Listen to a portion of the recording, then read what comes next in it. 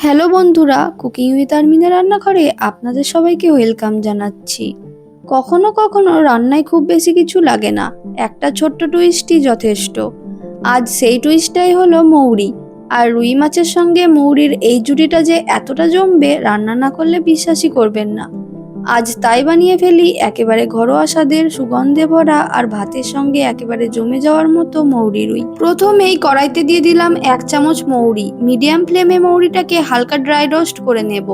বেশি ভাজবো না, শুধু যতক্ষণ না মৌরি থেকে সুন্দর একটা অ্যারোমা বেরিয়ে আসে ততক্ষণ ভেজে নেব। এবার মৌরিটাকে একটু গুঁড়ো করে তুলে রাখলাম।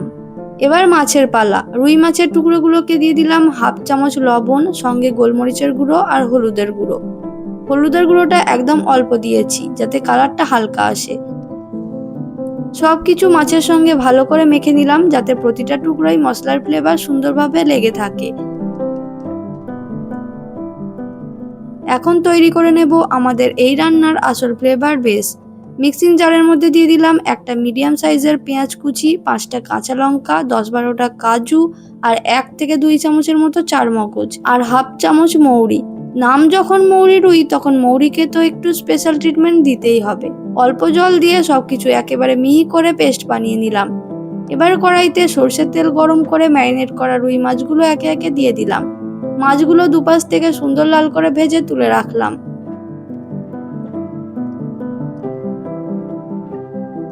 এবার কড়াইতে তেলের মধ্যে দিয়ে দিলাম গোটা গরম মশলা আর 1/2 চামচ মৌরি ফোড়ন। ফোড়ন থেকে সুন্দর গন্ধ বেরোতে দিয়ে দিলাম তৈরি করে রাখা মিহি পেস্টটা।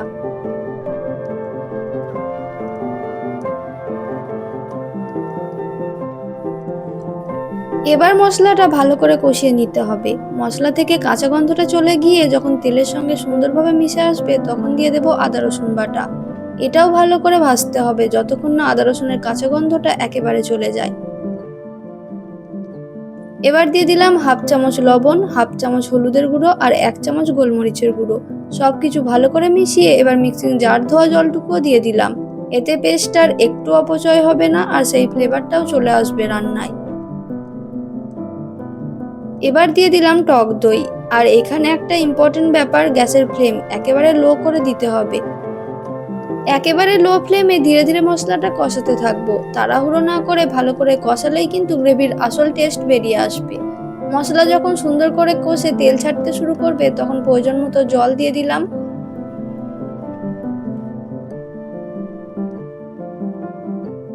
ঝোল ফুটে উঠলেই ভেজে রাখা রুই মাছগুলো খুব সাবধানে একে একে দিয়ে দিলাম।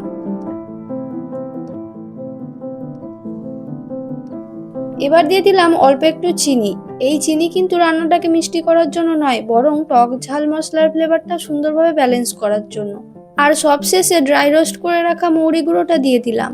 ঝোলের মধ্যে এই মৌরি গুঁড়োটা দিয়ে দিলেই চারপাশে এমন সুন্দর একটা গন্ধ ছড়িয়ে পড়বে যে রান্নাঘর থেকেই খিদে বেড়ে যাবে। এবার আরো কয়েক মিনিট ফুটিয়ে নিলেই তৈরি হয়ে গেল আমাদের একেবারে ঘরোয়া, সুগন্ধি আর দারুণ স্বাদের মৌরি রুই।